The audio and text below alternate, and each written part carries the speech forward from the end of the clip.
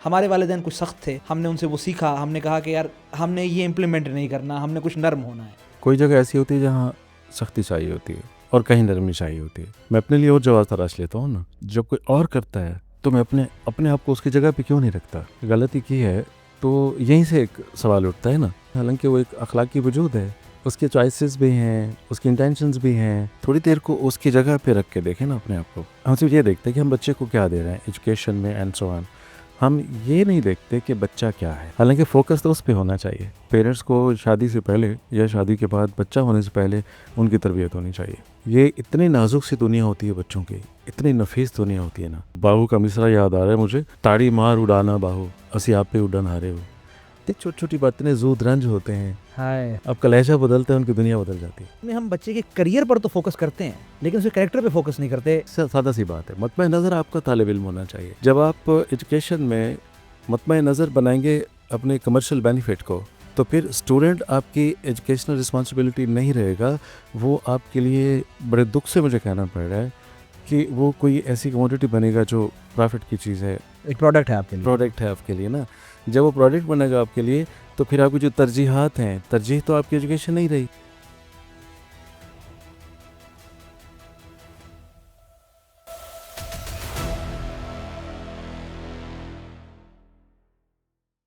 अस्सलाम वालेकुम, तोहफ़ा या अली अलैहिस्सलातु वस्सलाम। दोस्तों, मैं हूं फुरकान हैदरी और आप देख रहे हैं लिक्यातीस। दोस्तों, हम एक ऐसी नस्ल को परवान चढ़ा रहे हैं जो पिछली गुजरी हुई नस्लों के मुकाबले में कहीं ज़्यादा अवेयर है, लेकिन बैक वक्त कहीं ज़्यादा कंफ्यूज भी है। उसके हाथ में मोबाइल फ़ोन है, पूरी दुनिया का डेटा है, हर इन्फॉर्मेशन है, लेकिन फिर भी कहीं कुछ कमी है, और कमी भी इस तरह की है जो पूरी होती नज़र नहीं आ रही।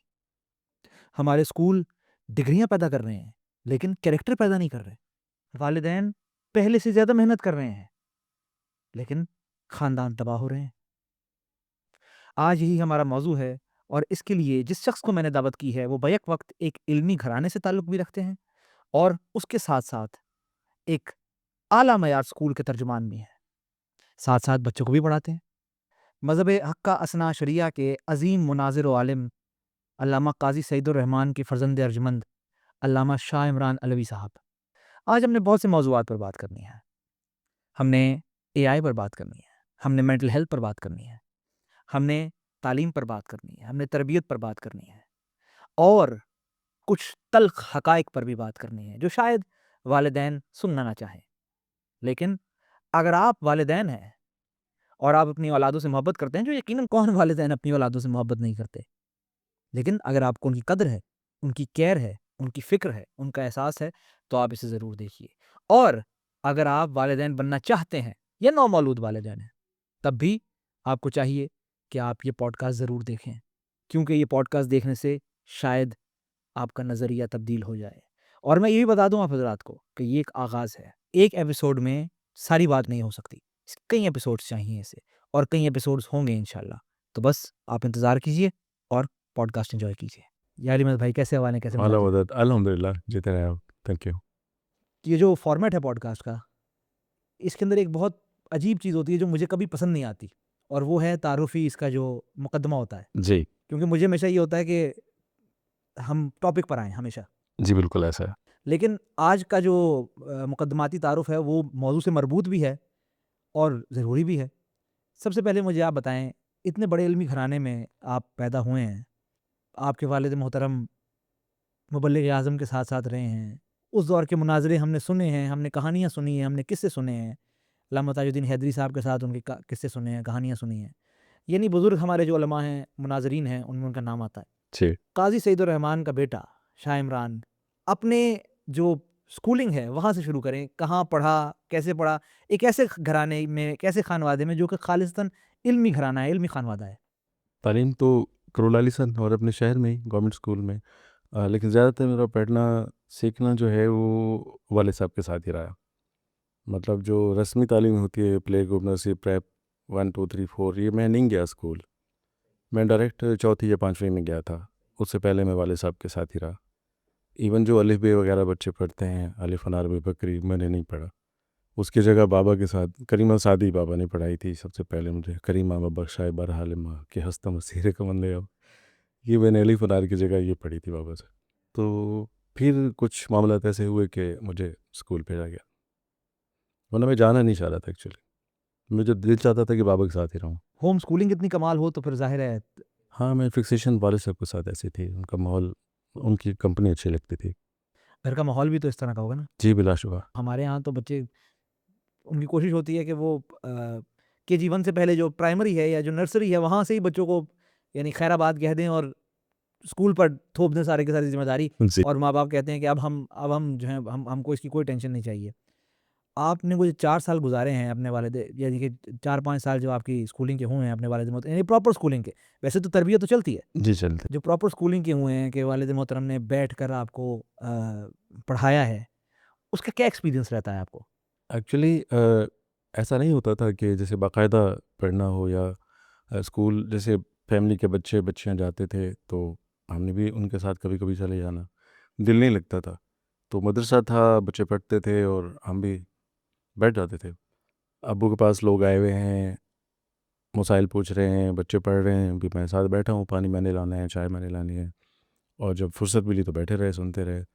फिर सफ़र में जा रहे हैं तो उन्होंने कोशिश की मदारिस में पढ़ूँ, भेजा, लेकिन मैं नहीं टिकता था किसी हाँ, मदरसे नालायक में भी। स्टूडेंट थे। हाँ, मैं मदरसों में भी, दीनी मदरसों में भी नहीं जाता था। छोड़ के आया मुझे 1-2 जगहों पर, मैं भागा, मैंने पढ़ना आपसे है। क्या? फिर वो चूँकि मुसाफिर आदमी थे, तो उनके इतने छोटे बच्चों को मैं कैसे इतने लंबे-लंबे सफ़रों पे लेके जाऊँ? तो फिर किसी तरह मुझे स्कूल ही भेजा गया। राज़ी थे स्कूल जाने में? नहीं था राज़ी, लेकिन फिर आहिस्ता-आहिस्ता ऐसा मिज़ाज बना कि फिर मैं टॉपर रहा हूँ स्कूल में। एक तो यहाँ का एक ख़ास करिकुलम है, ख़ास निज़ाम है, और जिस दौर की आप बात कर रहे हैं उस दौर में तो अंग्रेज़ी राइज भी नहीं होगी। जी, नहीं। राइज भी नहीं थी, उर्दू करिकुलम था, उर्दू में ही तमाम सब्जेक्ट्स पढ़ाए जाते थे। इंग्लिश का शौक कहाँ से आया? मैंने एबीसी, हमारे दौर में तो 6 में जाके 6 लेवल पे जाके कहीं एबीसी सिखाते थे ना, तो आज तो बच्चा पीजी में है। वो शुरू ही यानी कि पूरा करिकुलम इंग्लिश में बिल्कुल। एग्ज़ैक्टली। तो कॉलेज में, इमर्सन कॉलेज में मैंने फिर ग्रेजुएशन तक वहीं रहे। एक्चुअली चूँकि इंग्लिश है ना, लिंगua फ्रैंका तो है ना, तो रसाई उलूम तक इसके बगैर थी ही नहीं। रिच तो थी ना अपने हवाले से, तो इन्हीं हवालों ने कॉलेज में आए तो अट्रैक्ट किया इसने, और मैंने कहा यार थोड़ा। आपका इंग्लिश के साथ ये मामला है कि आप तर्जुमे भी कर रहे हैं और करवा भी रहे हैं जी, इंग्लिश। बिल्कुल ऐसे, बिल्कुल ऐसे। मैं स्कूल। सफ़र है, एक अजीब ग्राफ है। एक शख्स, मैं अपनी बात सोचता हूँ तो मैं ग्रेड 9 तक उर्दू में बिल्कुल ज़ीरो था, और ग्रेड 9 से अब मैं अपने आप को उस्ताद मानने लगा हूँ। Yes you are. College life किस तरह, स्कूल लाइफ़ किस तरह की थी? स्कूल में उस दौर में असातिज़ा बड़े अच्छे होते थे, कमिटेड होते थे। सब नहीं तो कुछ ऐसे मिल जाते थे कि बंदा उन पे फ़ख्र कर सकता है ना, कमिटमेंट से, डिवोशन से काम करते थे, पढ़ाते थे। और असातिज़ा के साथ हमारा जो गुरबत का सिलसिला था, एहतराम का सिलसिला था उस दौर में, बाकी रहा कि वो लोग भी कमिटेड होते थे ना, एजुकेशन के साथ कमिटेड होते थे, मोहब्बत से पढ़ाते थे। और मैं वैसे चाहिता होता था, वाले साहब की वजह से भी लोग इज़्ज़त देते थे कि बेटा है काज़ी सैयद रहमान का।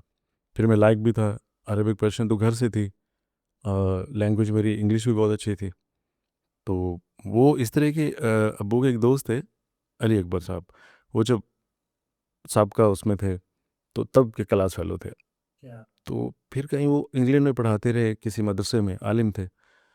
तो फैसलाबाद में अब्बू को मिल गए, वो हालात के मारे वे कहीं परेशान थे, तो अब्बू उन्हें साथ ले आए। क्या? वो थे अहले सुन्नत, लेकिन हमारे मदरसे में होते थे।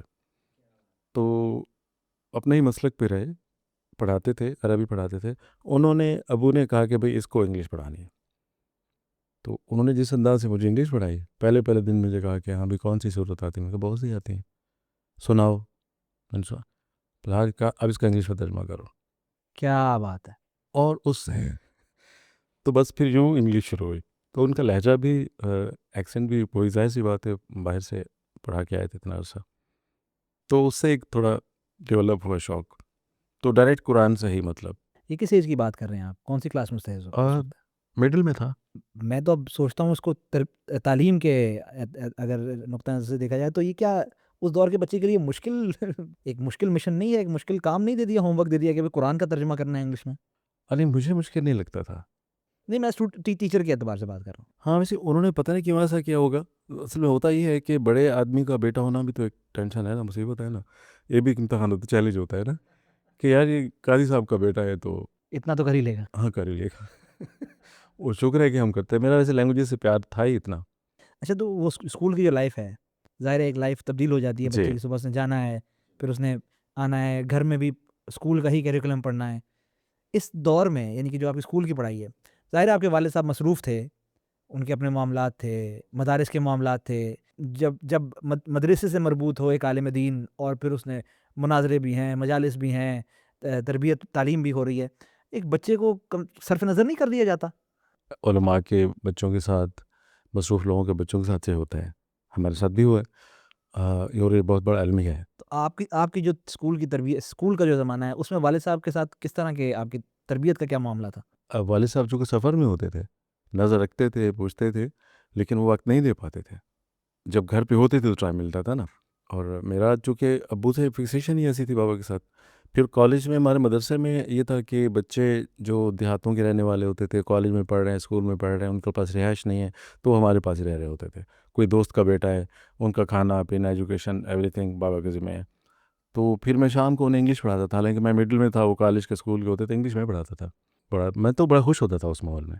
अब वालिद साहब ने कभी पूछा कि कैसा कर रहा है? कभी एग्ज़ाम के रिज़ल्ट्स वग़ैरह देखे उन्होंने? नहीं, बिल्कुल नहीं पूछते थे। वो उनको घर में खबर मिल जाती थी, आए दिन टीचर्स तारीफ़ करते थे उन्हें, तो वो मुतमईन रहते थे। उन्हें पता था कि दिन रात में मेरा घर से अलावा कोई था ही नहीं, स्कूल से घर, घर से स्कूल। मैंने अपना शहर पूरा शायद अभी भी ना देखा हो, लेकिन कॉलेज लाइफ़ के बाद मुझे पता चला शहर की गलियों का भी, वरना स्कूल से घर, घर से स्कूल। तरबियत के पॉइंट ऑफ व्यू से, एज़ अ टीचर, मैं आपसे ये पूछ रहा हूँ। यानी कि आप इस बात को सरफ़ नज़र करें कि आपके साथ भी ये मामला हुआ है, दीगर अफ़राद के साथ भी हुआ है। एक ऐसा शख़्स जिसके वालिद साहब इतने मसरूफ़ हैं, उसको वालिद साहब प्रॉपर तरीके से टाइम नहीं दे पा रहे। एक जो ऑब्सेशन है अपने वालिद से, वो तो होती है, और प्लस अगर वालिद जो है वो फ़ेमस है और आलिम दीन है, और इंसान को उस जो है वो तरबियत से, उस इल्म से भी मोहब्बत हो जाती है, उस माहौल से मोहब्बत हो जाती है। लेकिन आया कभी जो एक बच्चे के ज़हन में कभी तो ये आता होगा कि यार मुझे तो वक़्त नहीं मिला मेरा? जी, आता है। और इसमें एक बात मे बी मौज़ू से हट जाए, लेकिन मैं ज़रूर कहना चाहूँगा, आपके तवज्जुह से लोगों तक बात पहुँच जाएगी, कि ये इन बड़े लोगों की कौम के लिए कुर्बानियाँ थीं, कि वो कौम के लिए, अपने मिशन के लिए, वो अपनी औलाद को भी उन्होंने नज़रअंदाज किया, परवाह नहीं करते थे। मेरे सामने की बात है, 3-3 माह, 4-4 माह, मामलात पता होते थे तकलीफ़, लेकिन नहीं परवाह करते थे, क्या बात है! कि वो ज़्यादा इम्पोर्टेंट लगता था। क्या बात है! उनका आपको पता ही है। वरना एक एक जो बच्चा है वो, उसको तो हमेशा यही परेशानी लाख हो जाएगी। आज के दौर में जितनी हम मेंटल हेल्थ की बात करते हैं, आज के दौर में कोई इस तरह का मामला हो तो बच्चे तो ये तूफ़ान सर पर उठा लें।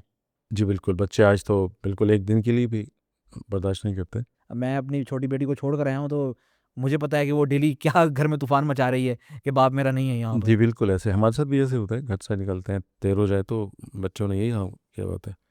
और अब हम सोचते हैं कि यार उन्होंने कितनी कुर्बानी दी, और हम खुद भी नहीं रह पाते ज़्यादा देर बाहर बच्चों की वजह से।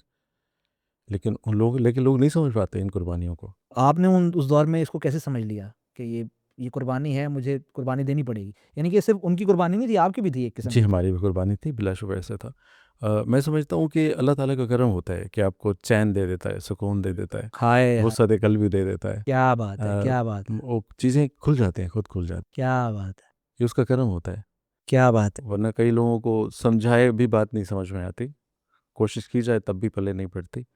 और ये कि लफ्ज़ों के बगैर आप तक पैगाम पहुँच जाए, और तमानियत भी हो, इत्मीनान भी हो जाए, बड़ी बात होती है। कॉलेज में क्या मसरूफ़ियात थी? क्या कौन-से सब्जेक्ट पसंद थे?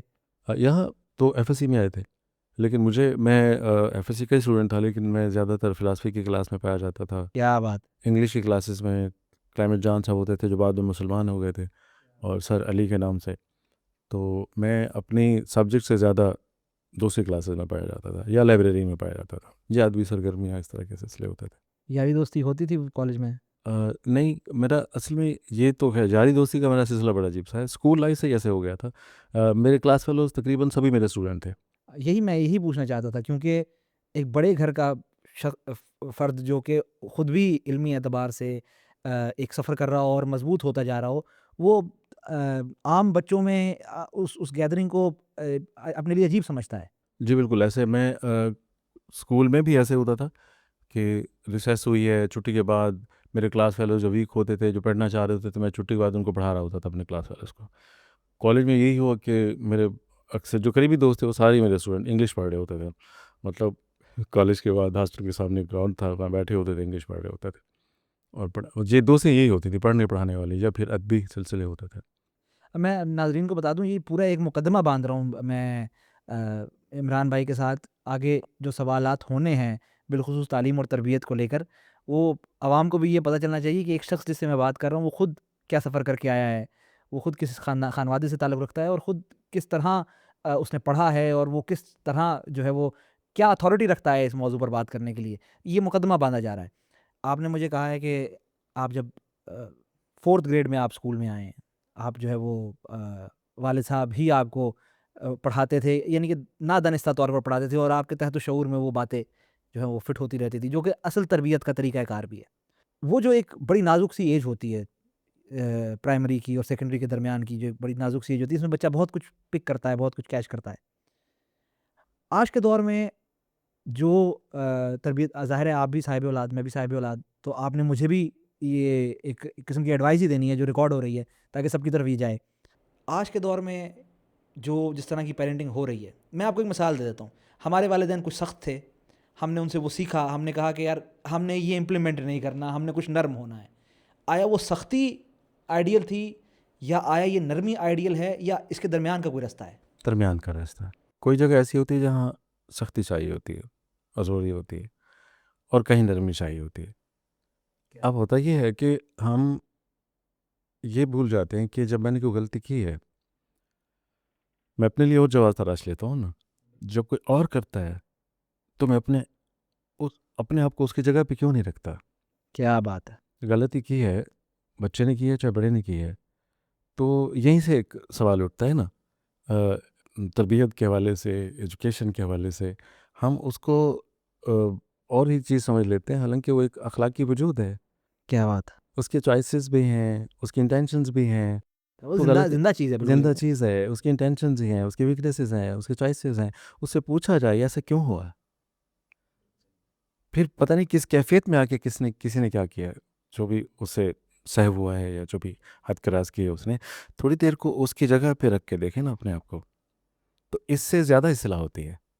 लेकिन हमारे पास सिर्फ एक डांट ही होती है कि नहीं, कोई आइडियल बंदा सामने, भी आइडियल तो नहीं होते, हम भी नहीं थे, कोई भी नहीं होता। वो तो ख़ास ज़वात हैं जो थी बचपन से दुनिया में आते ही, ठीक है। तो हम तो नहीं है, ना कोई हो सकता है। तो गलती होती है, लेकिन हम एक अखलाकी वजूद समझ लेना इंसान को, कि उसकी अपनी इंटेंशंस हो सकती हैं, उसके वीकनेसेस है, उसके चॉइसेस हैं, उसके प्रेफरेंसेस हैं।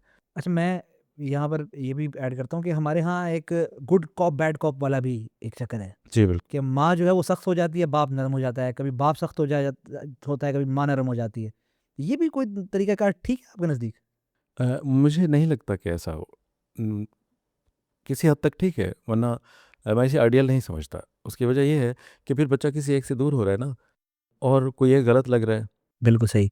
एक बात बच्चे में गलत है, तो फिर दोनों को गलत लगनी चाहिए ना। क्या बात है, क्या बात है! यानी कि आप कह रहे हैं कि जब मेरे बेटे को उसकी माँ डाँटे और तो मैं उसकी साइड ना दूँ कल को। हाँ, जब आप साइड ले रहे होते हैं, तो ये समझ रहा होता है कि मैं ठीक था, माँ गलत थी। होता होता अमूमन ये है कि जब बेटा अपने अपने बेटे को डाँट रहा होता है, तो आगे से पीछे से आवाज़ आती है, "अपना बचपना भूल गए हो?" हाँ जी। हाँ, देखिए ना, तो ये सिर्फ़ इतना नहीं होता, जो मंज़र हम देख रहे होते हैं, जो अपने सामने डिसीजंस हो रहे होते हैं, या जो ज़ज्र-ओ-तबीह हो रही होती है, इससे चुपके से जो मैसेज जा रहा होता है बच्चे के दिल में, हमने कभी सोचा ही नहीं कि वो कल कितना बड़ा तनाव दरख्त बन के क्या-क्या गुल खिलाएगा। हाय, हाय! हम सोचते ही नहीं हैं। वो चाहे टीचर का हो, चाहे पेरेंट्स का हो, बहुत खौफ़नाक होता है। हम समझते ही नहीं, सोचते ही नहीं। चाहे हम आपस में बोल रहे होते हैं, चाहे बच्चे के हवाले से बात हो रही होती है। इस चीज़ को अगर पेरेंट्स समझ लें, टीचर्स समझ लें, तो मैं समझता हूँ तरबियत का 50% से भी ज़्यादा काम तो यही हो जाता है। पेरेंट्स डाँट ही रहे हैं, और बच्चे को उसकी जो जिस सॉफ्टनेस का, जिस प्यार का वो हकदार है, अगर वो नहीं कर रहे, तो आपके नज़दीक बच्चे पे क्या असर होता है? अच्छा, एक मज़े की बात बताऊँ आपको। ये बात यहीं रखिएगा कि मतलब सवाल ये था ना कि बच्चा जिस प्यार का हकदार है हम उसे नहीं दे रहे, डाँट रहे हैं। हम ये देखते हैं, ये सबसे बड़ी गलती है हमारी। मतलब मैं एज़ ए बाप भी, एज़ ए टीचर भी, हमारा सिस्टम भी ये देख रहा है। हम ये देख रहे होते हैं कि हम बच्चे को क्या दे रहे हैं। हम सिर्फ़ ये देखते हैं कि हम बच्चे को क्या दे रहे हैं एजुकेशन में एंड सो ऑन। हम ये नहीं देखते कि बच्चा क्या है। हम उसे नहीं समझते। हम समझा क्या रहे हैं। हम दे क्या रहे हैं, ये नहीं देखते किसे दे रहे हैं वो क्या है, ये हमने कभी देखा ही नहीं, कभी सोचा ही नहीं। हालांकि फोकस तो उस पे होना चाहिए। ये बहुत पते की बात की, क्योंकि उमन होता ही है कि अगर घर में 2 बच्चे हैं, दोनों का मिजाज मुख्तलिफ है। तो यहाँ पर भी एक थोड़ी-सी राय दें ताकि हम आगे बढ़ें इसके बाद, कि अगर 2 मुख्तलिफ बच्चे हैं, माँ-बाप को दोनों के तईं रवैया क्या है, एक सेम रखना चाहिए। क्योंकि यहाँ पर एक मसला भी आता है, अगर दोनों के लिए रवैया अलग रखा जाएगा तो एक कहेगा कि मेरे साथ तो ये करते हो, जिस तरह अमूमन हमारे यहाँ होता है, बड़ा कहता है कि छोटे को ज़्यादा प्यार करते हो, मुझे डाँटते रहते हो। लेकिन ये भी देखना पड़ता है कि दोनों का मिज़ाज, दोनों की साइकोलॉजी डिफरेंट है। दोनों अलग-अलग वक़्तों में आए हैं, एक अलग जनरेशन का है, एक अलग जनरेशन का है, दोनों का दौर फ़र्क है। तो इस सूरत-ए-हाल में इतना वसी मैंने आपको कैनवस दे दिया है। इस सूरत-ए-हाल में पेरेंट्स को क्या करना चाहिए? देखिए ये बहुत नाजुक सूरत हाल है, और इससे ऐसे ऐसे नताइज सामने आए हैं, मैंने खुद देखे हैं, भुगते भी हैं, भुगत भी रहा हूँ बचपन से, जो मतलब अननोइंगली हुआ। ये दो चीज़ें सामने रखनी चाहिए। एक तो जब हम बच्चों से, दो बच्चे हैं ना जो कंपेयर कर रहे होते हैं, एक को हम कह रहे होते हैं बहुत अच्छा बच्चा है, और फिर ये भी कहते हैं कि भाई को देखो कैसा कर रहे हो, तुम क्या कर रहे हो। दरअसल हम दोनों के दरमियान दुश्मनी का बीज बो रहे होते हैं। इसी तरह जो हमारे रिश्तेदार, ख़ासतौर पर बड़े घरों में जो होता है, कोई बड़े आदमी का बेटा है, किसी बड़े आदमी का, पीर साहब हैं, लामा साहब हैं, कोई बिल्कुल, बड़ा आदमी है कोई, तो उनके मुरीदान अपने अपने हल्के होते हैं ना। बिल्कुल। तो जब वो उन्हें मिलते हैं तो उनके हाथ चूम रहे होते हैं। अब उसे ये नहीं मालूम कि ये मेरे हाथ मेरे बाप की वजह से चूमे जा रहे हैं। फिर जब वही बाप उसको कहीं डांटता है, ज़जर व तौबीख करता है, नसीहत करता है, तो वो बाप के खिलाफ हो जाता है, ये सोचकर, या बड़ा भाई उसे डांटता है तो वो कहते हैं यार मेरे बाप को तो मेरी कदर ही नहीं, मेरी कदर तो उनको है जो मेरे हाथ से उनते हैं। वो अनायत का कोई उनसर आ जाता है। जी, वो लोग उसे ख़राब कर रहे होते हैं। ऐसे लोगों से दूर रखना चाहिए बच्चों को, ऐसे रिश्तेदारों से भी दूर रखना चाहिए। किसी रिश्तेदार को इजाज़त मत दें आपके बच्चों को इस तरह पैम्पर कर रहा हो, किसी को मत दें एक बच्चे की मौजूदगी में दूसरे की तारीफ़ कर रहा हो। क्या बात है! ये तो बहुत ही गलत बात है, और इसी से बच्चों में फासले पैदा होते हैं, बहुत पैदा होता है, दूरियां पैदा होती हैं, और ये उम्र भर चलती हैं। फिर ये जो क्लैश चलता है, फिर ये रासिख हो जाता है और उम्र भर चलता है। जो बड़ा होता है वो दरअसल मैं हमेशा कहता हूँ कि वो जो बड़ा, जो पहली औलाद है वो प्रोजेक्ट होती है। तो जो प्रोजेक्ट होता है उसको बहुत ध्यान से, बहुत सोच समझ के, हैं कि आपका वो पीएचडी का थीसिस है, आप बहुत प्यार से उसे नर्चर करते हैं। और जो बाद में बच्चा आता है, वो बेचारा, वही वाली बात है जो मैं कह रहा था कि मैं तो बस यूँ ही रास्ते में आके मारा गया। कि वो उस पर इतना ध्यान नहीं होता, उसको डाँटा जाता है। गो कि बड़े पर ज़िम्मेदारियाँ ज़्यादा होती हैं, छोटा थोड़ा-सा फिर भी ईज़ी होता है। लेकिन अगर इसको जड़ से पकड़ लिया जाए, वालिदैन को ही इस सिलसिले में क्या करना चाहिए? देखिए, इसमें एक बात मैं आपको जो मेरा अकीदा है, और मैं बड़े अरसे से इसके ऊपर कायम हूँ और रासिख होता जा रहा हूँ। पहली बात तो ये है कि पेरेंट्स को शादी से पहले या शादी के बाद, बच्चा होने से पहले उनकी तरबियत होनी चाहिए। क्या बात है! बहुत अहम नुकता है। अगर वो पेरेंटिंग नहीं सीखे हैं तो उन्हें बच्चा पैदा नहीं करना चाहिए। ये इतनी नाजुक सी दुनिया होती है बच्चों की, इतनी नफीस दुनिया होती है ना, कि वो बाहू का मिसरा याद आ रहा है मुझे, ताड़ी मार उड़ाना बाहू, असी आप पे उड़न हारे हो। ये छोटी छोटी बातें जूद रंज होते हैं, हाय! आपका लहजा बदलता है, उनकी दुनिया बदल जाती है। क्या बात है! छोटा-सा दिल होता है बिल्कुल उनमें। छोटा सा दिल होता है, ठीक है। तो हम, हालांकि जब बच्चा इस दुनिया में आता है, चाहे पहला है चाहे 10वां है, हर बच्चा एक नई कायनात है, एक नई दुनिया है, और ब्लेसिंग है आपके लिए, वो बच्चा आपके लिए मौलम बन के आता है। अब जो हम ड्रीम करते हैं अपने बचपन को, ठीक है, कि ये क्या कहते हैं, भले छीन लो मुझसे मेरी जवानी, पहले लौटा लौटा दो मुझको बचपन का सावन, वो कागज़ की कश्ती को। हम ड्रीम करते हैं ना बचपन को, कि यार वो बचपन हाय मिल जाए। औलाद की सूरत में मिलता तो है आपको। एक बार उसके इतना करीब आके देखें आप, कि उसकी आंखों से देखें, उसके दिल से महसूस करें, यकीन करें आपको नई ज़िंदगी मिलती है, इतनी मासूमियत की, इतनी नज़ाकत की, इतनी नफासत की, इतनी खुलूस की दुनिया। आप कभी बूढ़े नहीं होते, आप कभी मरते नहीं हो, हाय, हाय, हाय, हाय! और फिर आपका बच्चा होके वो आपका वजूद बन जाता है वो। फिर आप उसे फ़ील कर रहे होते हैं, वो आपको फ़ील कर रहा होता है, फिर आपसे दूर नहीं होता वो। इतनी बड़ी ब्लेसिंग है बच्चा, आपको नया जन्म मिलता है। वो बिज़ा तो मिन्नी की तजल्ली है एक किस्म की। जज़ाकल्लाह। बच्चा आपके लिए इतनी बड़ी ब्लेसिंग है, आपको नई ज़िंदगी, आपको फिर बचपन में अपनी औलाद है। अगर वो आपको नहीं, उसमें आपको अपना आप नहीं दिखाई देता। वो पुकारता, और हर बच्चे में हुस्न की, इल्म की, दानिश की, आदर्श की, कायनात को देखने की सलाहियतों की एक नई दुनिया आबाद होती है।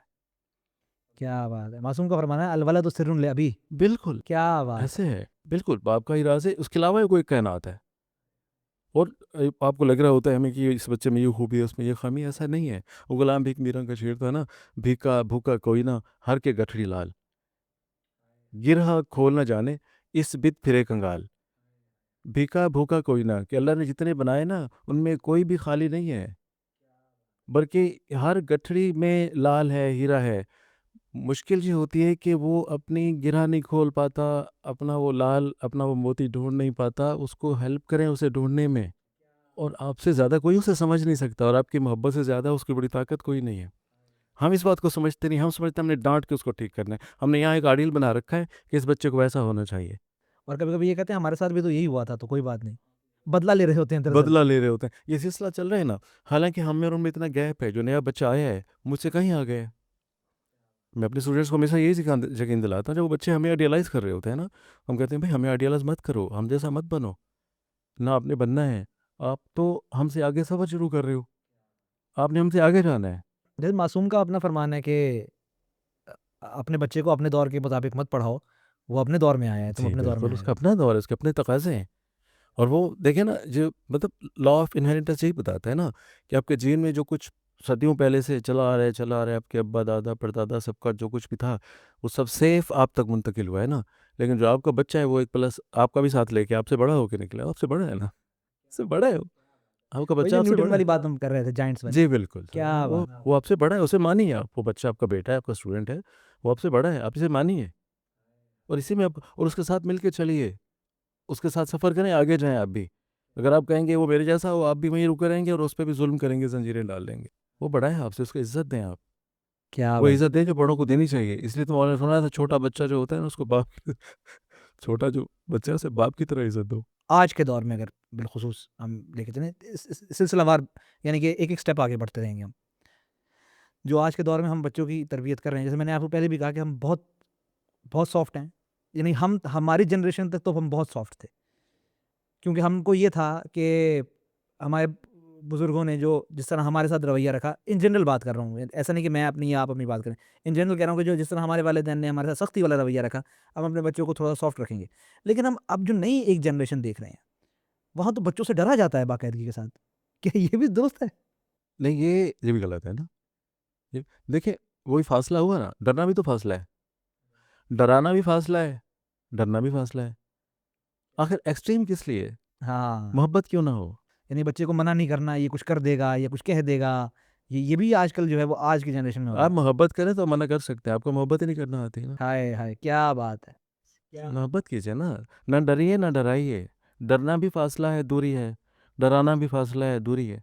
अब आप चूँकि एक बड़े ख़ानवादे से ताल्लुक़ रखते थे, आपने अपने घर में ही बहुत सी चीज़ें जो है वो अपने अंदर समा ली थी, जो बड़े घर का होता है। अब मैं अक्सर अपनी मिसाल देता हूँ कि अगर मुझे हसनैन अकबर जैसा एक एक उस्ताद ना मिलता जो कि मेरी इतनी छोटी-सी उम्र से ही मेरी तरबियत कर रहा था अदबी एतबार से, तो शायद मुझे जो है वो अदब का कुछ ख़ास पता ना होता। मैं वही जो तुम मेरा नाम क्यों नहीं लेती में फँसा रह जाता, मैं आगे कभी ना जाता। तो आप जो है वो अख़ज़ कर रहे थे, फिर आप स्कूल में गए, तो जो स्कूल में आपकी जो एक एक एक लेवल था, वो खुद आप कहते हैं कि मैं अपने से बड़े बच्चों को पढ़ाया करता था, इंग्लिश भी पढ़ाया करता था। फिर कॉलेज में भी आपने बताया है। जो आज का हमारा एक तालीमी निज़ाम है, यानी कि आज के दौर का बता रहा हूँ मैं, ओवरऑल कोई यानी कि किसी को मुशख़्ख़स नहीं कर रहा, कोई करिकुलम की बात नहीं कर रहा। मैं एक तालीमी निज़ाम की बात कर रहा हूँ, कि तालीमी निज़ाम के अंदर हमको अब मैं किस तरह कहूँ, मशीन्स बनाया जा रहा है। मशीन बनाया जा रहा है, क्रिएटिव प्रोसेस नहीं है। ये नहीं देखा जाता कि हर बच्चे का अपना तरीक़ा-ए-कार है, हर बच्चे का अपना ज़हन है, हर बच्चे की अपनी एक्सपर्टीज़ है, हर बच्चे की अपनी फ़ील्ड है। सबको एक तरह का रख के देखा जाता है। यानी कि एक एक एक इन जनरल करिकुलम है और वो उसी को फ़ॉलो कर रहे हैं। इ इसको किस तरह ठीक होना चाहिए? वो एक्चुअली पहली बात तो ये है कि हम एजुकेशन में संजीदा ही नहीं है। हुँ। हमारे यहाँ जो सिस्टम बनाते हैं, सिलेबस बनाते हैं, पॉलिसीज़ बनाते हैं, उनके एजुकेशन से अमूमन दुःख हो रहा है ये कहते हुए, लेकिन मुझे पता नहीं कहना कहीं चाहिए कि नहीं कहना चाहिए। हम संजीदा बहरहाल नहीं है एजुकेशन में। मैं आपको छोटी-सी मिसाल देता हूँ। अच्छा, असातिज़ा में भी एक कोई कदीम क्लासिकल चीज़ें चली आ रही थीं। हमारे साथ वो अचानक ऐसा हो गया, वो जानबूझ के टीचर्स करते थे ऐसे, लेकिन मैंने उससे ही सबक सीखा है। अब देखें हमारे टीचर्स मतलब रफ़ी साहब होते थे, मेरे इंग्लिश के टीचर होते थे, उन्होंने आना क्लास में, चल भाई शाह इमरान इंग्लिश को पढ़ाओ। सर कुर्सी पे बैठ गए, मैं पढ़ा रहा हूँ। अब ये तो नहीं कि मैं उनसे अच्छा पढ़ाता था, मतलब वो पता था कि ये कर सकता है, तो वो कि इसमें मोटिवेट करते थे, इज़्ज़त देते थे। फिर वही टीचर जब मुझे कहते थे कि जाओ मेरी साइकिल साफ़ करो, मेरा फ़लाँ काम करके आओ, मैं खुशी से जाता था। क्या बात है! क्या बात है! जो आपने कहा ना इज़्ज़त देते थे, ये बड़ा मानीख़ेज़ जुमला है। मैं स्टूडेंट के वो तुम कहना गाली समझता हूँ, चाहे वो पीजी का है, चाहे बड़ी क्लास का है। मेरे स्कूल में टीचर्स तुम नहीं कहते, आप कहना है उन्होंने बच्चे को। क्या बात! देखिए, किसी को बाँधने का इससे बड़ा तरीक़ा ही नहीं है कि आप उसे मोहब्बत की नादीदा रस्सियों में बाँध लो। इससे बड़ी मज़बूत रस्सी होती ही नहीं है। एहतराम की ज़ंजीरों से बड़ी कोई ज़ंजीर नहीं होती। आप उन्हें एहतराम दीजिए, मोहब्बत दीजिए, आप जो कहेंगे वो करेंगे। फिर वो कुछ गलत नहीं करेंगे। अगर आप डंडे से करना चाहेंगे ना, वो बागी होंगे, सहम तो जाएँगे, सुधरेंगे नहीं। क्या बात है! अगर हक़ारत से बात की जाएगी, तो फिर आपकी इज़्ज़त करना छोड़ देंगे और आपकी बात नहीं जी, मानेंगे। बिल्कुल। तो सिस्टम जो जहाँ चल रहा है हमारे यहाँ सिलसिला सदाकतें हम तस्लीम नहीं करते। बच्चों की नफ्सियात की तरफ एक कदम नहीं चले। सब्जेक्ट है तो उस सब्जेक्ट के ना तो तकाज़े मालूम हैं, ना बच्चों की एज के साथ उन्हें कोई किसी किस्म का मुआफ़क़त होती है। ना ही टीचर्स को इस तरह की कोई ट्रेनिंग हासिल होती है। अ, इवन पेरेंट्स के साथ भी, पेरेंट्स को तो मालूम ही नहीं होता मेरे बच्चे के साथ हो क्या रहा है। हाँ, बिल्कुल गाफ़िल हैं वो। जी, बिल्कुल गाफ़िल हैं। और उसका फ़ायदा एजुकेशन को दुःख होता है मुझे कमर्शियलाइज़ करके। यही सवाल मेरा अगला है। कमर्शियलाइज़ेशन वाला जो मामला है ना, यही मेरा अगला सवाल है। क्योंकि हम जो यहाँ पर देखिए वेस्टर्न एजुकेशन पर हमको 50,000 पॉडकास्टें मिल जाएँगी। बच्चे को किस तरह पेरेंटिंग पे 50,000 पॉडकास्टें मिल जाएँगी। लेकिन ये जो हमारा ख़ित्ता है, यहाँ के अपने क़वायद-व-ज़वाबित हैं, यहाँ के अपने कल्चरल नॉर्म्स हैं, यहाँ के हमारा एक जॉइंट फैमिली सिस्टम है। 50 चीज़ें जो हैं वो पूरी दुनिया से मुख्तलिफ हैं हमारी। तो इसलिए हम इसी बबल में बैठकर बात कर रहे हैं। एजुकेशन जो कमर्शियलाइज़ेशन आ गई है एजुकेशन में, इसमें हम बच्चे के करियर पर तो फ़ोकस करते हैं, लेकिन उसके कैरेक्टर पे फ़ोकस नहीं करते। वो अखलाकियात पर फ़ोकस नहीं कर रहे, इक़्तिसादियात पर फ़ोकस कर रहे हैं। इससे भी ज़्यादा खौफ़नाक एक बात और भी है। ये बात तो सच है जो आपने की, कि सिर्फ़ इक़्तिसादियात पे फ़ोकस कर रहे हैं, बच्चे पे फ़ोकस करते नहीं हैं। देखिए एजुकेशन में जब उसको कमर्शियलाइज़ करेंगे आप, मैं इसके ख़िलाफ़ हूँ। मैं सख्त खिलाफ़ हूँ इसके। मुझे लोग कहते भी हैं कि यार अगर ऐसा है तो फिर कैसे सिस्टम चलेगा? बिल्कुल। तो मैं कहता हूँ यार दोनों पहलू होते हैं ना। आपने ज़ाहिर है कमर्शियल पहलू तो है, लेकिन जो कमर्शियल पहलू है वो आपका मतमह नज़र नहीं होना चाहिए। हाय, हाय, हाय! सादा-सी बात है। मतमह नज़र आपका तालिब इल्म होना चाहिए, क्या बात! स्टूडेंट होना चाहिए। जब आप एजुकेशन में मतमह नज़र बनाएँगे अपने कमर्शियल बेनिफिट को, तो फिर स्टूडेंट आपकी एजुकेशनल रिस्पॉन्सिबिलिटी नहीं रहेगा। वो आपके लिए बड़े दुख से मुझे कहना पड़ रहा है कि वो कोई ऐसी कमोडिटी बनेगा जो प्रॉफ़िट की चीज़ है, एक प्रोडक्ट है आपके लिए। प्रोडक्ट है आपके लिए ना। जब वो प्रोडक्ट बनेगा आपके लिए, तो फिर आपकी जो तरजीहात हैं, तरजीह तो आपकी एजुकेशन नहीं रही। इंटरेस्ट्स चेंज हो जाएँगे। जी, जब तो फिर आपकी पॉलिसी में भी एजुकेशन नहीं होगी, कमर्शियल बेनिफिट होगा। और हमारे लोग इस तरह इसमें गुम हुए हैं कि वही वजह है कि जिस तरह कमर्शियल चीज़ों में होता है, आप देखें दिखावा कहते हैं ना किसी अंग्रेज़ का कॉल है किसी बिज़नेस के माहिर का कि आपके पास अगर 100 रुपए हैं बिज़नेस के लिए तो 10 रुपए बिज़नेस पे लगाओ, 90 रुपए आप उसके तशहीर पे हाँ, लगाओ। इश्तिहार में लगाओ। तो यही एजुकेशन में हो रहा है। बिल्कुल सही। वो दिखावे में एजुकेशन को भूल गए हैं। हमारे यहाँ 2 निज़ाम चलते हैं। एक दीनी तरबियत का, दीनी तालीम का और एक उलूम जदीदा का यानी कि जिसे वेस्टर्न करिकुलम कहते हैं या वेस्टर्न एजुकेशन कहते हैं, जिसके अंदर physics, maths, biology, philosophy, history वगैरह सब आते हैं। यानी ये 2 एक्सट्रीम्स हैं। हमारा मसला ये है कि हमारे यहाँ एक्सट्रीम्स ही हैं। एक्सट्रीम हाँ, ये हम बस हमारे यहाँ कोई एक्सट्रीम्स मिडल ग्राउंड नहीं है। हमारे यहाँ मिडल ग्राउंड नहीं है। अगर आज हम मिसाल के तौर पे बिलफ़र्ज़ खुदा करे ये वक़्त आ जाए, अगर आज हम कोई एक मिडल ग्राउंड बनाएँ, इन दोनों एक्सट्रीम्स को लेकर, एक तरफ जो है वो हम उलूम दीनिया और एक तरफ जो है वो हम उलूम जदीदा को लेकर हम चलें, तो क्या एक लाएमल होना चाहिए? किस तरह इसका इम्तिज़ाज बनाएँगे? मिक्स एंड मैच कैसे करेंगे हम इसे? एक तो पहलू मैं लूँगा ऐसे कि आपने आधा जवाब तो खुद दे दिया कि हम एक्सट्रीम्स के ही आदी हैं, दरमियानी रास्ता तो हम लेते ही नहीं हैं। दूसरी बात जब हम कहते हैं ना दीनी और दुनियावी तालीम, मैं तो सीरियस इस तफरीक का कायल ही नहीं हूँ। क्या बात है। तालीम होती ही दीनी है। कम से कम एक मुसलमान को तो ये नहीं कहना चाहिए वो मैथ पढ़ रहा है, फिजिक्स कर रहा है, केमिस्ट्री पढ़ रहा है, भाई जिसके सखर। अब जो तस्खीर शम्स व कमर की बात जब होगी तो वो ज़ारा बाजरे से तो नहीं होगी, क्या बात है। ठीक है ना। वो फिजिक्स से ही होनी है, मैथ से होनी है, केमिस्ट्री से ठीक है ना। तो ये तो आपका दिन ही, आपका दिन तो है ही वही जो आपको दावत देता है, मैथ पढ़ो, फिजिक्स की पढ़ो, केमिस्ट्री पढ़ो, बायो पढ़ो। बल्कि जब हम कुरान पढ़ते हैं वशम्स यंबगी लहा अन तुदरिकल कमर, तो हमको फिजिक्स की जरूरत पड़ती जज़ाकल्लाह, है। ठीक है ना, पढ़ती है ना। तो मैं तो इस तकसीम का कायल ही नहीं हूँ। आप मैथ पढ़ रहे हो तो भी इबादत कर रहे हो, आप फिजिक्स पढ़ रहे हो तो इबादत कर रहे हो, आप केमिस्ट्री पढ़ रहे हो और पढ़ा रहे हो शौक से, मोहब्बत से, खुलूस से, सच्चाई से, तो आप इबादत कर रहे हो।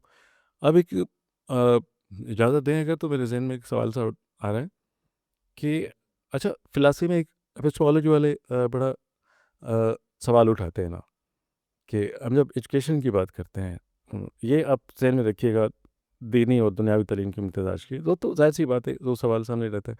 मैं तो उनकी तफरीक का कायल ही नहीं हूँ ना। तो आप तफसीर पढ़ रहे हैं या फिज़िक्स पढ़ रहे हैं, देखिएगा जब वो आएगा ना जो दीन की हकीकत है, देखिएगा आप कि वो लोग जो बज़ाहिर दीनी तालीम हासिल नहीं कर रहे, जो ट्रू सीकर्स ऑफ नॉलेज हैं थ्रू साइंस, ठीक है, जो सच की तलाश में है। साइंस देखिए, एक है जो ज़वाहिर से, मादी रास्तों से, साइंस से, ये सारे ज़वाहिर हैं, ठीक है ना, मादी रास्तों से, मटेरियल साइंसेस से सच की तरफ जा रहे हैं। एक वो हैं जो बातिन से दीन की तरफ सच पे जा रहे हैं। ये दायरा दोनों तरफ से जाता वही है।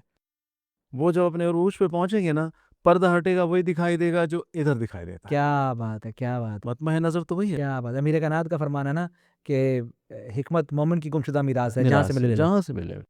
अल हिकमत ज़ालतुल मोमिन, बिलाशुबह ऐसा है। मैं उसकी मिसाल देता हूँ। जब वो आलिम थे ना, अपने इल्म के आलिम थे, फ़िरौन के दरबार में जादूगर थे अपने इल्म के बाद, लेकिन जब उन्होंने, वो तो थे, रूहानी इल्म तो नहीं था उनके पास ना, ठीक है, लेकिन जब उन्होंने रूहानी इल्म को देखा, इरफान को देखा, उलूही अम्र को देखा अपने सामने, वो चूँकि अपने इल्म की तो इंतहा पे पहुँचे हुए थे ना, पर्दा हट गया, वो समझ गए कि ये वो नहीं है, ये वाक़ई वो है। क्या बात है, फ़ौरन सिजदे में गिर गए। क्या बात। फिर जब उसने कह दिया कि मैं लौसल्लबन्ना को मैंने मसलूब कर दूंगा तुम्हें, तो हाथ पाँव काट दूंगा, तो काट दो, अब हमें कुछ दिखाई दे गया और हमें हाथ पाँव कटने से कोई तकलीफ नहीं होती। क्या बात है। तो मैं तो तफरीक का कायल नहीं हूँ। मैं तो फिज़िक्स पढ़ा रहा हूँ तो मुझे यही लग रहा होता है कि मैं मौला की बात कर रहा हूँ, मेरे मालिक की बात है, उसी का हुक्म है। ये तफरीक गलत हुई है, इसी ने हमें पसमानदा किया है, इसी से हम पे ये बहुत बड़ा जुल्म हुआ हमारे साथ। ये दुनियावी तालीम, भाई तालीम दुनियावी नहीं थी, तालीम तो तालीम होती है, दीन है, दुनिया क्या है, सारे रास्ते उसी की तरफ जाते हैं। जब खालिक वो सभी का खालिक है ना, हर आयत उसी की तरफ जाती है। अभी कुछ देर पहले रज़ा भाई के साथ जो पॉडकास्ट हो रहा था इल्म पर, तो उन्होंने एक नुक्ता दिया कि इल्म इर्तिका पज़ीर है। तो अब अगर आप जो है वो सिर्फ नहव और उलूम तफसीर, उलूम हदीस से आगे बढ़कर केमिस्ट्री, फिजिक्स, बायोलॉजी में आ गए हैं, तो ये भी तो इर्तिका इल्म है। ये इर्तिका इल्म है। और ये हमें ज़ाहिर है, ये तो अलग बहस छिड़ जाएगी, जो हम एजुकेशन में बैठे हुए हैं, ये दानिस्ता आपके साथ ये जुल्म हुआ है, और बड़े पावरफुल ब्रेन थे जिन्होंने आपके साथ जिहाद किया, दीन और दुनिया के आपके बड़े बड़े जहन थे ऐसे जो पता नहीं क्या क्या नहीं कर सकते थे, लेकिन उन्हें डराया गया। इवन एक वक्त था, आपको ये तो कल की बात है, बिफोर पार्टीशन, जब इंग्लिश पढ़ना जुर्म था, ठीक है, साइंस की बात करना जुर्म था, तो बाकायदा कोशिश, कितनी कोशिशें की लोगों ने, लोग, और उसका सिर्फ उसी चंद सालों का जो सज़ाएँ हम भुगत रहे हैं, इंडो पाक के जो मुस्लिम्स हैं, कि हमें दूर रखा गया जदीद उलूम से, तो आपके सामने है।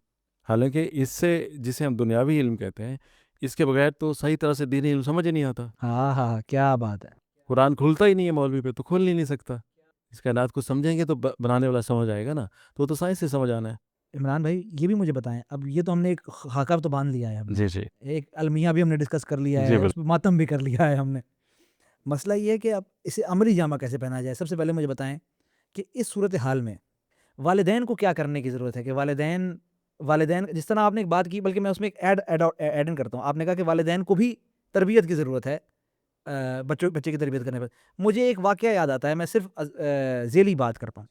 अगर आपको याद हो, अरब में तो बहुत मारूफ हुआ था, एक लड़का था तबातबाई, हसन तबातबाई के नाम से, जिसने 5 साल की उम्र में कुरान हिफ्ज़ किया था। जी मुझे याद है।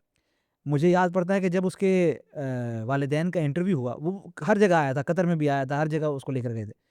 यानी वो हाफ़िज़ भी इस तरह का था कि उससे कहीं से भी कोई भी आयत का नंबर पूछो तो बता देता था। हाँ, इवन अनावीन के मुताबिक आयत पढ़ना। तो उसके वालिदैन से जब पूछा तो उसकी वालिदा कहती है कि जब हमने इरादा किया कि हमने एक औलाद लेनी है, तो हमारे घर में सिर्फ़ कुरान की तिलावत होती थी, हमारे घर में सब बंद हो गया था।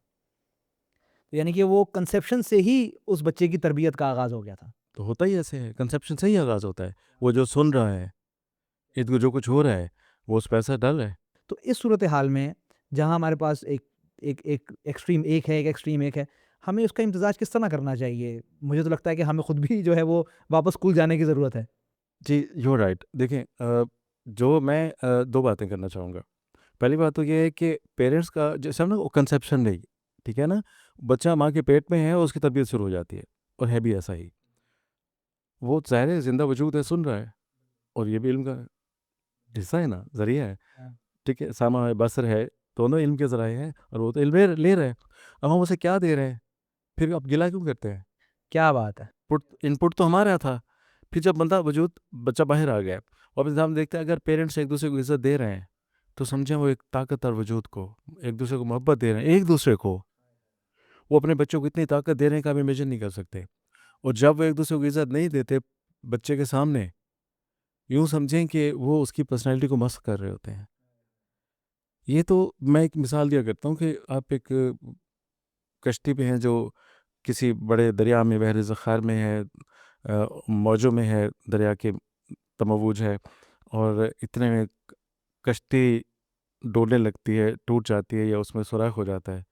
अब पता है कि नहीं बचना, तो कश्ती पे बैठे हुए लोगों का जो हाल होता है ना, आपस में लड़ने वाले माँ-बाप के बच्चे का यही हाल होता है। क्योंकि उसका तो आसरा दुनिया वही होते हैं और वो इतने वीक हो जाते हैं ना, अब बाप ख़ास तौर पे औरत कमज़ोर होती है अमूमन घर में, तो उसने जो करना है वो बेचारी खामोश हो जाती है। जब बाप नहीं होता, तो फिर पीठ पीछे जो कुछ वो कहती है, आपको अंदाज़ा है। तो वो एक्चुअली बच्चे की शख्सियत मस्ख़ हो रही होती है। ये गलती। दूसरा जो है मैं पहले अर्ज़ किया था, मोहब्बत का आंसर नहीं है। हम उसकी जगह खुद को नहीं रखते। ये बहुत बड़ी बात की आपने। ये सिर्फ़ इतना सीख जाए ना हम, यकीन करें बहुत से मसाइल हल हो जाते हैं। मैंने सगी औलाद तो दूर की बात है। मेरे घर में भी माँ डाँटती है, मैं नहीं मैं रोक देता होता हूँ, कि देखिए तो ऐसे ना किया करें। अब मुझसे नहीं डाँटा जाता। अ, सह लेता हूँ, डाँटता नहीं। Same here. मैं चाहे रात को 2 बजे आया हूँ, जितना थका हुआ हूँ और बच्चे ने कहा मुझे उठा के बाहर ले जाओ, मैं ले जाऊँगा। चाहे मेरे साथ जो भी हालत है, मैं ले जाऊँगा उसे। बिकॉज़ मैंने उसकी जगह खुद को रखना है। मन कर रहा है, ये दिल नहीं तोड़ना है। किसी तरह उसको लाल करना है, लेकिन ऐसे इनकार नहीं करना। मैं आपको छोटी-सी एग्ज़ाम्पल देता हूँ, मोहब्बत वाली बात। मेरे स्कूल का वाक़या है। जब शुरू-शुरू में स्कूल था तो तादाद इतनी नहीं थी, 100 डेढ़ 100 बच्चा होगा। अच्छा मैंने एक उसूल बना रखा था पहले दिन से ही कि एक टक-शॉप होती है ना, बच्चों की ज़रूरत की चीज़ें, पेंसिलें, शार्पनर्स, खाने-पीने की चीज़ें पड़ी होती हैं। वो एक कमरे में चीज़ें पड़ी होती थीं और बच्चे बाहर उनको अलाउड होते थे वो बच्चे कि भई आपने जिसे जो चाहिए उठा ले और पैसे रख दे। बच्चे ये करते थे और मेरी जो हेड टीचर थी ना, वो जो उसका हिसाब रखती थी, वो जब चीज़ें खत्म होती नहीं लेनी हो तो मुझे कहते थे, "सर आपने कितने की मँगवाई?" मैंने कहा, "फ़र्ज़ करो मैंने ₹10 की मँगवाई।" कहते, "सर ये तो 5 भी नहीं हुए।" तो ये देखो बच्चे कुछ गलत गड़बड़ कर रहे हैं। ये 10,000 के थे, 5 नहीं हुए, 8 हो गए, 9 हो गए, 7 हो गए, ये कोई गड़बड़ है। मैं कहा, "भई बच्चे हैं, उन्हें पता नहीं चलता होगा, चलने दो समझ जाएँगे।" टीचर कुछ और कहना चाहती थी, वो कहती नहीं थी, मेरा पता था कि मैं क्या सोचता हूँ। आखिर एक दिन उन्होंने एक बच्चे को रेड हैंडेड पकड़ लिया कि सर ये चीज़ उठा के और फिर जो पैसे पड़े थे उनसे मुट्ठी भर के ले आ रहा था साहब। ये ज़रा वाक़या सुनिएगा, बड़ा मज़े का है। उन्होंने पकड़ा और मेरे पे सर ये चोरी कर रहा था। मैंने कहा नहीं, ये बच्चा चोर हो ही नहीं सकता।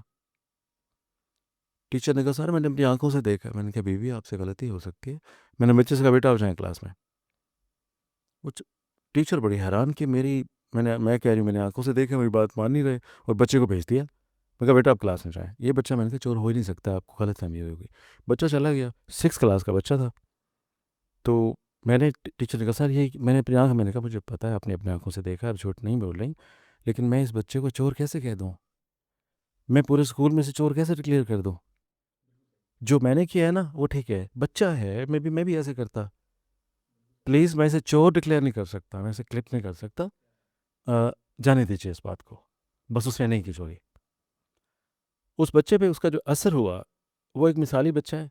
इस वक़्त वो फ़ॉरेन में है, बहुत बावकार स्टेटस है उसके पास। मैं उस मुल्क का नाम इसलिए नहीं लेता कि उसके क्लास वाले उसको पता चल जाएगा जब वो सुने ठीक है।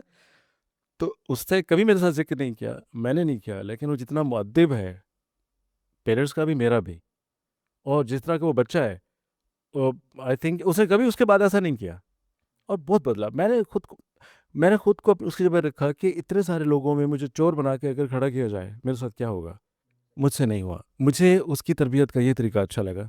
मैंने टीचर से कहा, मैंने कहा बीबी ये नहीं हो सकता, ये बच्चा चोर है ही नहीं। मैं इसे जानता हूँ, इतने अच्छे बाप का बेटा है, इसकी माँ इतनी अच्छी है, ये ख़ानदान इतना अच्छा है, ये काफ़ी था उस बच्चे के लिए। मुझे गालिब याद आ रहा है यहाँ पे। हाय हाय, दर निहायत शर्म सारी, हफ्त दो सख मुझसे रस्त, इंतकाम आस्तीन के बामुझे मदारा करते ही। क्या बात है। ठीक। तो ये जो मोहब्बत है ना, जब मैंने कहा कि यार ये कि इज्जत दी ना, एहतराम दिया ना, ये जंजीर एहतराम की थी। लेकिन इनके अब्बू का मैं एहतराम करता हूँ, बहुत शरीफ इंसान है, वो हैं भी। इनके वालिदा, इनके ननिहाल ददियाल इतने शरीफ लोग हैं। ना भी होते तो मैं यही कहता। जो मेरा फिलॉसफी ऑफ एजुकेशन है, अब बच्चे के दिल में, ये क्या भूलने वाली बात नहीं है, बच्चे के दिल में सबसे पहला देवता और देवी उसके माँ बाप होते हैं। सबसे बड़ा आलिम उसका बाप होता है, सबसे ताकतवर हीरो उसका बाप, क्योंकि सबसे पहले जिसने फ़ज़ा में उछा के कैच किया उसका बाप ही तो है। कुछ नहीं मालूम था ये कौवा है, ये चिड़िया है, उसके बाप ने बताया, आलिम भी वही है। ठीक है, ये ताकत देखे ना, फ़ज़ा में उछालता है और उस पर इतमाद इतना है कि वो डरता नहीं है, फिर उसे कैच करता है। तो उसका बाप उसका देवता है। अच्छा, मजे की बात यहाँ पे है कि बच्चे को भी एतमाद होता है, इसलिए रोता नहीं है, खुश हो एग्जैक्टली, जाता रोता नहीं है।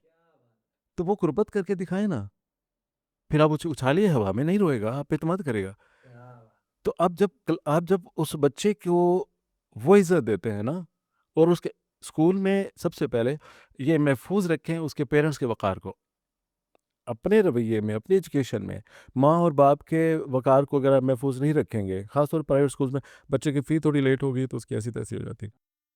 अच्छा, गवर्नमेंट स्कूल्स में भी ऐसा है कि वो फलाने का बच्चा बच्चा उसका बाप जैसा भी है, वो बाप पढ़ा लिखा है, अनपढ़ है, अच्छा है चाहे बुरा है, वो बेटे को हीरो देखना चाहता है, अच्छा देखना चाहता है।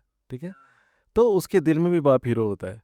अगर आपने उसके दिल में मौजूद उसके बाप की मूर्ति को, इमेज को मस्क किया, तोड़ा, तो फिर वो अपने दिल में आपकी मूर्ति कभी नहीं आने देगा। हाय हाय हाय, क्या बात है। फिर आप सोने के टीचर बन जाए, आपकी बात नहीं सुनेगा, ना आप उसकी तरबियत कर सकेंगे। क्योंकि उसका यकीन ही टूट गया है ना। यकीन टूट गया वो, ठीक ना। अब पहली दसगाह आपने उसके मस्क करके रख दी है। पहली दसगाह तो पेरेंट्स थे। इस बात को ना इंस्टीट्यूट सोच रहा है, ना रियासत सोच रही है, ना हम हाय, सोच रहे हैं। क्या बात। मैं अर्ज़ करता हूँ कि हमें टीचर्स को भी तो तरबियत की ज़रूरत है, नहीं हो रही। अलमिया है, उससे हंसा जी, ही जा सकता है। कॉन्सेप्ट ही नहीं है, उनकी तरबियत ही नहीं है सिरे से। हाँ, कुछ लकी होते हैं जिनको नेचुरली अल्लाह दे देता है। ऐसे लोग देखे हैं मैंने, बहुत अच्छी पेरेंटिंग करते हैं। मैं जो कि ज़ाहिर है स्कूल सरबराह हूँ, तो मेरे पास लोग आते हैं। ऐसी अगरचे बहुत बहुत चंद लोग मैंने ऐसे देखे, लेकिन कमाल, माएँ भी, फादर्स भी, बहुत कमाल।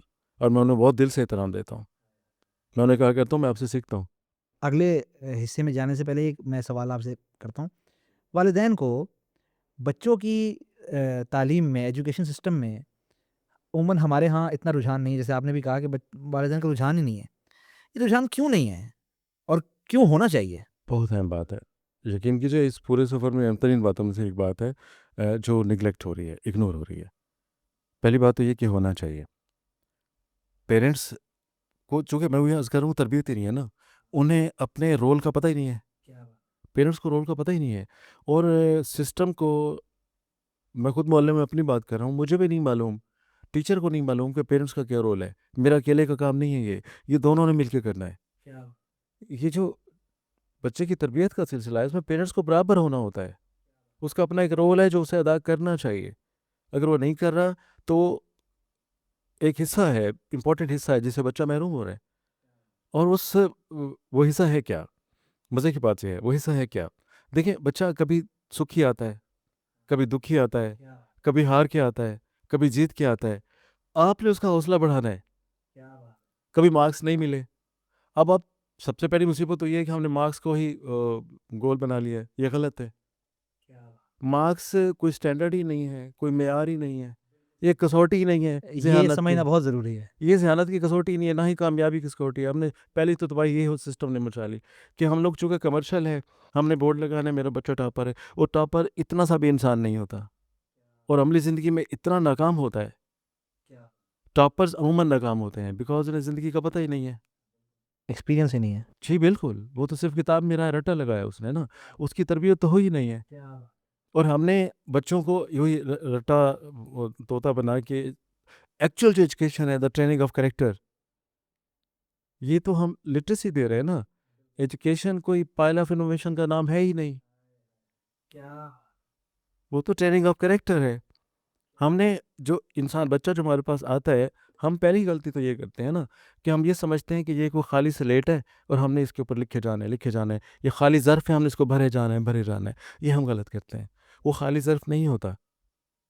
मौला मीर इस्लाम का फरमान याद आ गया मुझे, अताज़म अन्ना का जुर्मुन सगीर, क्या तू ये समझता है कि तू एक छोटा सा बेकीमत सा वजूद है? तू तो एक पूरी कायनात है, तेरे अंदर तो पूरी कायनात बंद है ना। वफ़ीकन तवालम, ठीक है ना? तेरे अंदर तो छुपा हुआ है पूरा। वो जो बच्चा है उसके अंदर फ़िक्र का, आदर्श का, इल्म का इतना बड़ा, उसके अंदर इतने ख्वाब भरे पड़े हैं।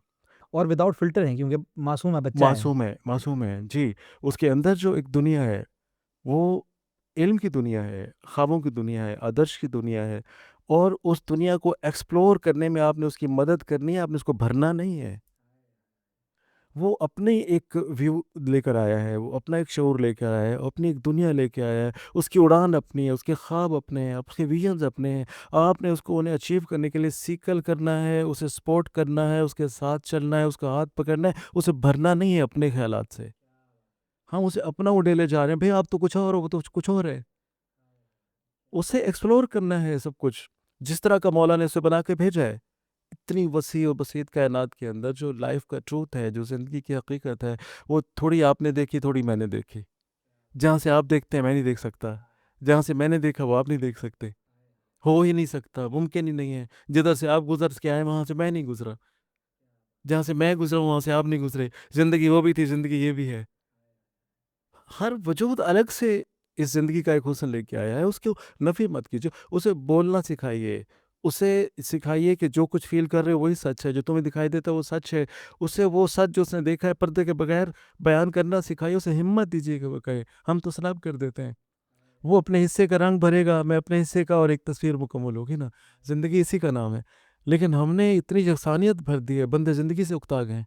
यहाँ बहुत अहम एक पहलू है सवाल का, जी, कि बच्चों को सवाल करने की आदत नहीं डाली जाती हमारे माशरे में।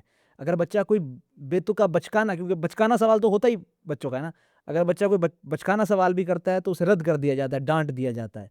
ये सवाल करने की फितरी आदत है बच्चे की, इसको मशक करने में हमारे माशरे ने कोई कमी नहीं छोड़ी। असल चीज़ तो ऐसे इल्म तो जवाब होता ही नहीं है, इल्म तो होता ही सवाल में है। ठीक है ना? और हमने सवाल को ही हर मैदान में हमने सवाल को सनब किया, ठीक है? अच्छा, मैं एक बात करता हूँ, आपने तारीख़ पढ़ी? कहाँ से पढ़ी? भाई दस्तावेज़ है, रिवायत है। साइंस पढ़ी, तजुर्बा है। कुरान पढ़ा, वही है। ऐसे है ना? अब ये हक़ाइक़ हैं जिसे झुटलाया नहीं जा सकता। तारीख़ रिवायत ही है, ठीक है ना? ट्रेडिशन है, किताब है, साइंस तजुर्बा है, कुरान को मानते हो तो ये वही है। ऐसा ही है ना? तो बच्चा जब स्कूल में पढ़ रहा होता है, अब हमें देखें, मैं फिर दोहराऊँगा कि तारीख़ की जब बात करेंगे तो आप कहेंगे ये तारीख़ रिवायत से आ रही है, किताब से आ रही है। साइंस की बात करेंगे तो भाई इट डेट बैक टू फलाँ एक्सपेरिमेंट, ये तजुर्बे से आ रहा है। कुरान की बात करेंगे, भाई इसके पीछे चलोगे तो ये वही है, ये वही से आ रही है। तो जो आप बच्चे को दे रहे हो, बच्चे को क्या खालिस हासिल नहीं है ये जानने का कि ये सच्चाई आएगा, जो भी सच्चाई दे रहे हो, कहाँ से आ रही है? क्या ठीक है? मज़दर है इसका? बिल्कुल सही है। उसे तो यही तो सवाल पैदा होगा। जब सवाल पैदा नहीं होगा तो सच्चाइयाँ कैसे सामने आएँगी? तो आप हक़ाइक़ से महरूम रहोगे ना। मैं आपको एक मिसाल देता हूँ, पर्सनल मिसाल है, मैं आपको देता हूँ, महज़ूज़ होंगे सामईन भी, और जिस अपने बेटे के बारे में बात कर रहा हूँ तो वो भी हँसेगा। मेरा बेटा था 2 साल, ढाई साल का। अब हम उमूमन बच्चों को जिस तरह सिखाते हैं, तो अमीर कायनात की बात होती थी घर में, तो मैं बहुत बड़े मौला हैं, सबसे बड़े मौला हैं। अब ये उसके ज़हन में कहीं बैठ गया। अब मैं भी उस टाइम एक किस्म का नौमौलूद बाप था, मुझे नहीं इतना अंदाज़ा था। तो हम इस तरह पढ़ाया करते हैं। अब ज़ाहिर है अमीर कायनात की फ़ज़ीलत 2 साल के बच्चे को और किस तरह बताई जा सकती है। 21 रमज़ान आया, तो हम ये गुफ्तगू करने लगे, बताने लगा कि इब्न मुलजिम ने सर पर ज़रब मारी और अमीर कायनात को शहीद कर दिया। अब कहीं कुछ अरसे पहले उसके ज़हन में था कि वो मौला बहुत बड़े हैं। तो उसने बहुत प्यार से मुझसे आके सवाल किया कि पापा, इब्ने मुलजिम ने जो ज़रब लगाई, तो मौला तो इतने बड़े हैं कि वो सीढ़ियाँ चढ़ के ऊपर गया था। अच्छा पड़ेगा। कद के एतबार से उसने कह दिया। यानी कि वो कैसा कॉन्सेप्ट बच्चा उसका ये। पिक करता है हाँ, अपने पिक सवालों के करता जवाब, वो है। किस तरह पिक करता है। मुझे उस दिन एहसास हुआ कि ये तो पिक कर रहा है। सिर्फ बोलना पिक नहीं कर रहा होता बच्चा। जो आज का बच्चा है वो इतना तेज़ है कि हम सोच भी नहीं सकते। वो चीज़ों के अरेंजमेंट को, आपके लहज़ों को, आपके मूड्स को पिक करता है, उससे सीखता है, मुतासिर होता है। बच्चे की जो तरबियत है ना, ले सांस भी आहिस्ता के नाजुक है बहुत कहाँ। ये जो मैं बच्चों के हवाले से मैं समझता हूँ कि ये बात है ही बच्चों के लिए ना, आफाक की इस कारगर शीशागरी का। इन बच्चों की तरबियत को जब तभी, चाहे वो टीचर है चाहे पेरेंट्स हैं, इतनी नज़ाकत से इन्हें सँभालना होता है। इनके सामने आपका उठना, बैठना, बोलना। लेकिन ये कि हम इन सब कामों में से कोई भी नहीं कर रहे। ना रियासत करती है, हमसे नहीं हो पा रहा, हम नहीं कर रहे।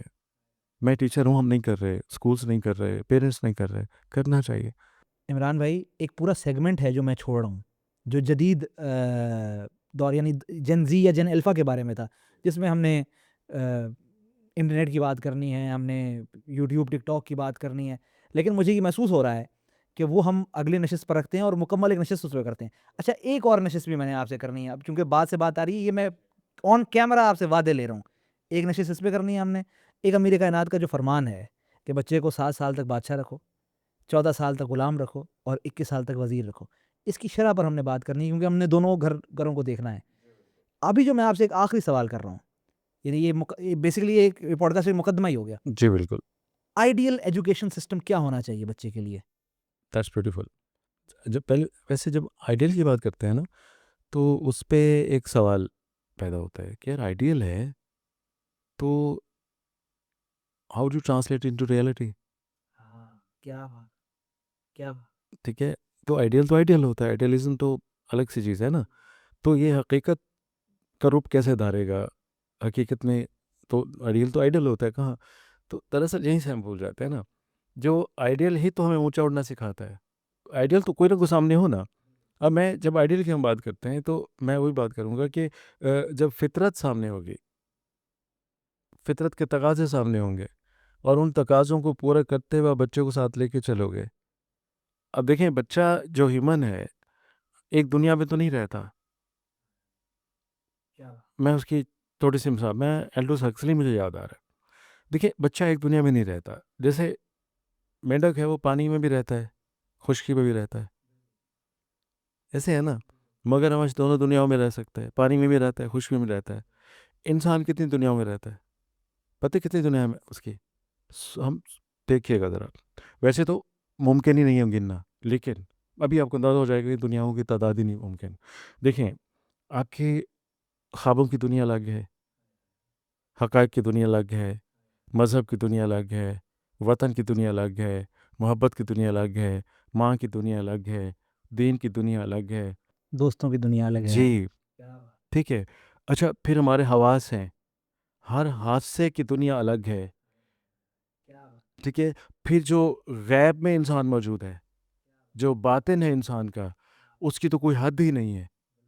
अब आप कम अज़ कम इतना तो लाएँ निज़ाम तालीम उनके लिए, निज़ाम हयात उनके लिए, जो जिस कदर मुमकिन हो इन तमाम पहलुओं की जो तशनगी है, जो ज़रूरतें हैं, पूरी कर सके। क्या बात! क्या लेकिन बात! हम तो नहीं करते। इंसान तो किसी एक इंसान कहाँ एक दुनिया में रहने वाला है। वो मज़हब की दुनिया उसकी अलग है कि नहीं है? लॉजिक की दुनिया उसकी अलग है, उसकी रोमांस की दुनिया उसकी अलग है, ये हक़ाइक़ हैं, ये रियलिटी है। उसके बदन की दुनिया अलग है, उसकी रूह की दुनिया अलग है, उसकी इतनी दुनियाओं में रहने वाला इंसान। उसके लिए जब आप सिलेबस का तयन करते हो, किसी एक दुनिया का भी ख्याल नहीं रखते, किसी एक पहलू के तकाजे भी पूरे नहीं कर पाते आप, और कहते हैं कि हम कौम को एजुकेट करें। एजुकेट तो कर ही नहीं रहे, लिटरेट कर रहे हैं। लिटरेट करते हैं वो भी लिटरेट करके, ठीक है। अच्छा, कितने गंदे गंदे गोल सामने रख देते हैं कि आपने ऑफिसर बनना है, आपने क्लर्क बनना है, आपने पैसे वाला बनना है, तो ओरिएंटेशन वही हुई, आपके सिलेबस का भी मतलब मार्केटिंग भी उसी तरह की होती है, सिलेबस उसी तरह के बनते हैं, काविशें उधर, पूरे का पूरा सिस्टम उधर को दौर पड़ता है ना। फिर बच्चे की ज़हनीत भी वही हो जाती है, वो फिर इंसान तो रहता ही नहीं है, उसके बाकी जितने हवाले थे इंसान होने के वो सारे गए, हाय हाय हाय, मर जाते हैं, मर जाते हैं। फिर आप कहते हो ये तो हैवान हो, भाई हमने बनाया है। क्या मशीन बना दिया हाँ, ज़िंदगी में। तो उसके जो इंसान होने के तकाजे थे आपके सिलेबस ने पूरे किए नहीं किए। आपकी तरबियत, आप चाहे माँ बाप थे चाहे टीचर थे, उसकी तरबियत में आपने इन सब हवालों का ख्याल रखा नहीं रखा। आपने पैदा होते ही कहा फलां का बेटा इतना कमा रहे, तुमने कमाना है, फलां ये होगा तुमने वो होना है, हालांकि उसने कुछ और होना था। उसने ज़िंदगी के कोई और रंग लेके आया था, जिसमें दिन में अपने हिस्से का रंग जो है ज़िंदगी के तस्वीर में भरना था, अपने हिस्से का रंग भरना था। आपने पकड़ा उसको और जगह खड़ा कर दिया, तुमने ये रंग लगाना है। ना वो रंग सही कर पाया, ना सही जी पाया। अब वो तकलीफ़ में है, फेटर्स में है। क्या अब बात वो है। तकलीफ़ में है तो सही कैसे सोचेगा, कैसे रिएक्ट करे? रिएक्ट तो गलत करेगा, तकलीफ़ में जो है। फिर आप उसे गिला भी करते हो। भाई कांटों पे तो आपने खड़ा किया है, मूड तो बना के रखेगा, वो चीखेगा भी। क्या इतनी नाज़ुक सी दुनिया इंसान के अंदर की। इंसान, मैं अब मेरी बात समझ गए होंगे ना कि इंसान तो उसके एक्चुअली कहता है एजुकेशन ऑफ एन एम्फीबियन, ठीक है? तो वो सामने है कि यार एक एम्फीबियन को एजुकेट करते हुए आप दो दुनियाओं का ख्याल रखते हैं। इंसान की दुनियाओं की तो हद ही नहीं है। इसका मौसम बदलता है, दुनिया बदल जाती है।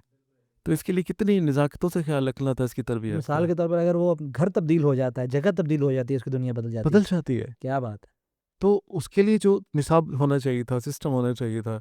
अच्छा, वो बनाने वाले कितने आला जहन के और कितने आला तालीम याफ्ता, कितने आला शऊर के लोग होने चाहिए थे, कितने इरफान, मैं लफ्ज़ इरफान की बात करूँगा, कितने साहिब मारिफत होना चाहिए था उनको, जो इंसान को समझते हो, इंसानियत को समझते हो, बंदे को समझते हो, बंदगी को समझते हो। पूरी दुनिया में वेस्ट में बिलखुसूस होम स्कूलिंग बहुत ज़्यादा आम हो रही है। हमारे यहाँ कतर में भी और उन्होंने हुकूमत ने इजाज़त दे दी है कि अगर आप होम स्कूलिंग कराना चाहते हो बच्चे को, इन ख़ास सब्जेक्ट्स में उसे आप खुद घर में पढ़ा लो। आप क्योंकि एक स्कूल चलाते हैं, आप खुद एक टीचर हैं, आप खुद एक आलिम दीन भी हैं, आप खुद एक आलिम के बेटे हैं। आपके नज़दीक दोनों ही दुनियाएँ हैं। आपने होम स्कूलिंग भी आपकी हुई है, आपने खुद भी तालीम दी है, आप खुद तालीम दे भी रहे हैं और आप अपने बच्चों की भी स्कूलिंग कर रहे हैं क्योंकि आलिम दीन है।